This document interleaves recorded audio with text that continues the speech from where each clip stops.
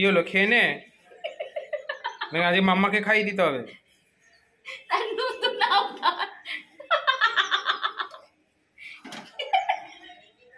বাচ্চাদের মতো এভাবে খাইয়ে দিতে হবে বাবা।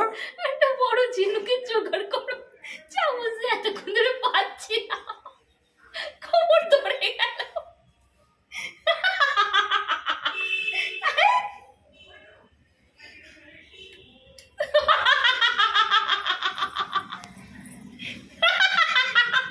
কি বলছে মাম্মা, কি বলছে?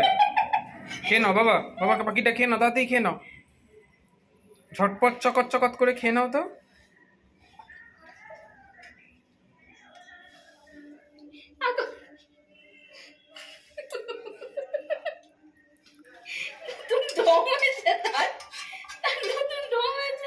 দুপুরবেলা জানো হাত দিয়ে কত কষ্ট করে ওকে লিকুইড খাওয়াতে হয়েছে আমাকে।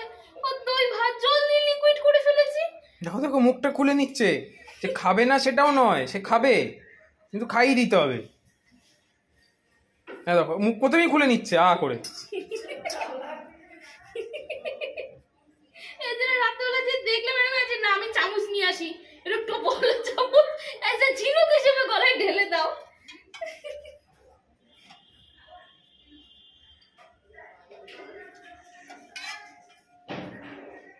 সিরিয়াসলি আমার মনে হচ্ছে বুঝলি তো, ঝিনুক কিনে নিয়ে আসতে হবে তোর জন্য। ধরবো বুড়ো বয়সে এসে ঝিমুকে বিয়ে করবে। ধরবো, ধরে গলায় ঢেলে দেবো। ঠাম্মি কি বলছে, ঝিনুক আছে? কার ঝিনুক বলতো? তোর বাবার ঝিনুক, গলায় ঢেলে দিতে হবে।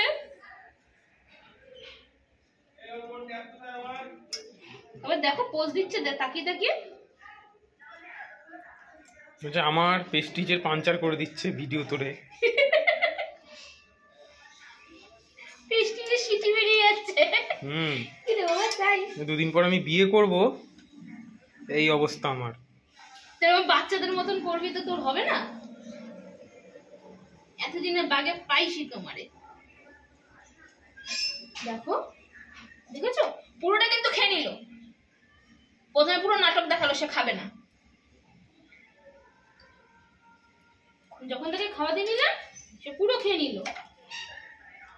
সে আবার খাবে না।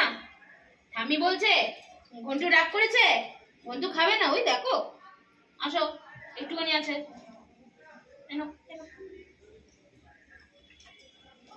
ঘন্টু রাগ করেছে, ঘন্টু শরীর ভালো না, ঘন্টু গলা ব্যথা, ঘন্টু মাথা ব্যথা, ঘন্টুর পেট ব্যথা, এদিকে হচ্ছে এই ঘন্টুর অবস্থা।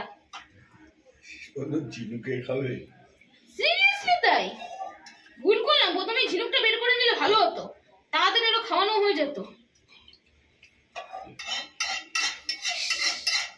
সত্যি তুই আমার মান সম্মান কিছু রাখলি না।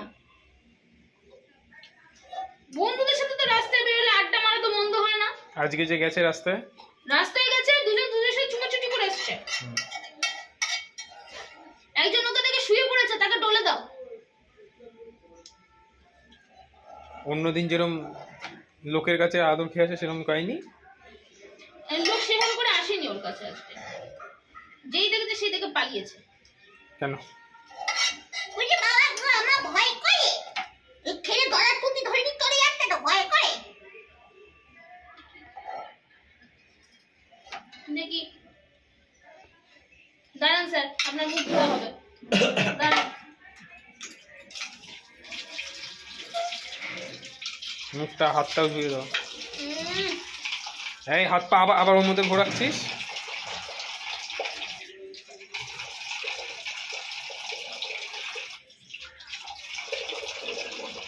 চলে চলে, চলো চলো।